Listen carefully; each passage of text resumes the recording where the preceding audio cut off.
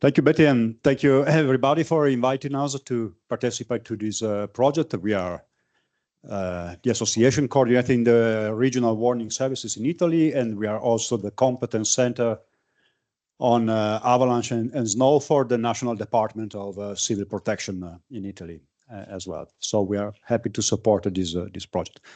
So really simplifying this whole project, we could say mutuating the slogan of the ESSW, emerging of theory and practice. That's our main goal. So we must understand what are the needs of the avalanche practitioner on the field, trying to solve and to manage the avalanche problem. And at the same time, we must retrieve from research, knowledge, and development of new tools, new technologies, to build up practical tools which can be easily used on the field during the management. That's the main goal of this project, really simplifying. So we have tried to synthesize this approach in some actions which could be which are the main objective of this project, and we thought that there are 6 actions mainly. So first of all, using a standardized risk classification system, so building a common framework allowing to develop translational matrices. That's mean really schematizing the complexity of all these parameters which are governing the development of avalanche activity on the field, and trying to simplify this very complex reality in very easily tools that can be used operationally daily during the management of the emergency.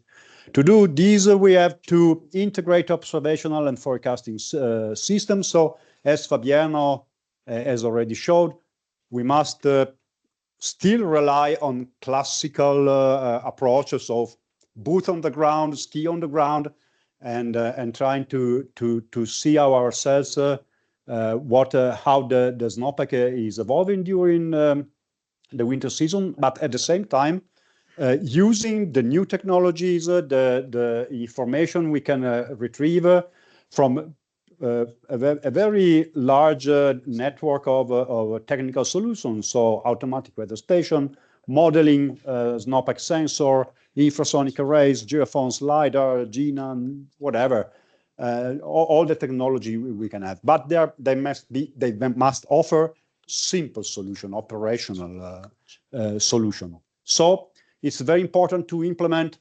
interoperable data platform with real-time sharing capabilities. That's the main goal of this project. And I would like also to add that on this platform, the operator should be able to easily select the parameters she needs to operate.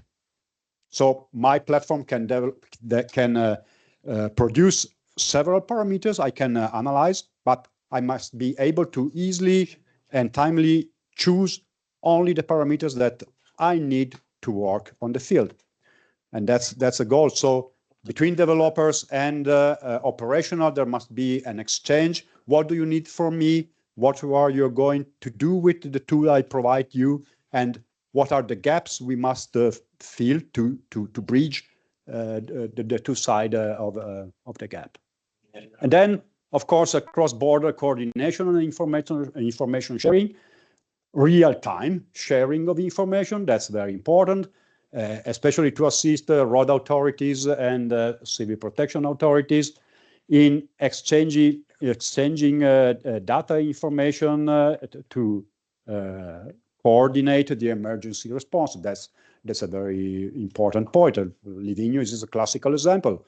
If you close the road on the side of the Switzerland border, then we have problem on the other side and on the other way around. So we must exchange this kind of information.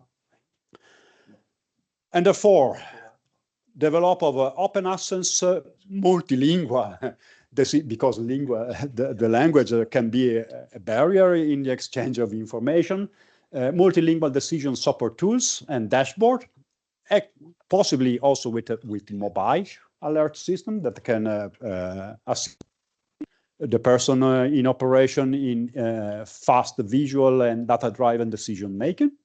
And also to have the support of a GIS-based dashboard that can allow to select a different information layer, the layer I need to do my operation. So I must be able to choose between different layers. Maybe we have different approach in managing and selecting the information on the field. That's another point.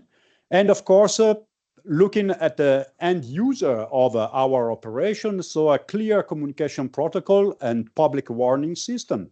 That's very important. So our decision must be communicated to the end user, the people traveling on the roads or living in the hamlets around the mountains, that must be put in a condition of easily understand what are the solutions we are proposing to manage these problems, and have good suggestion to adapt their behavior in traveling or living in the areas to avoid the risk possibly.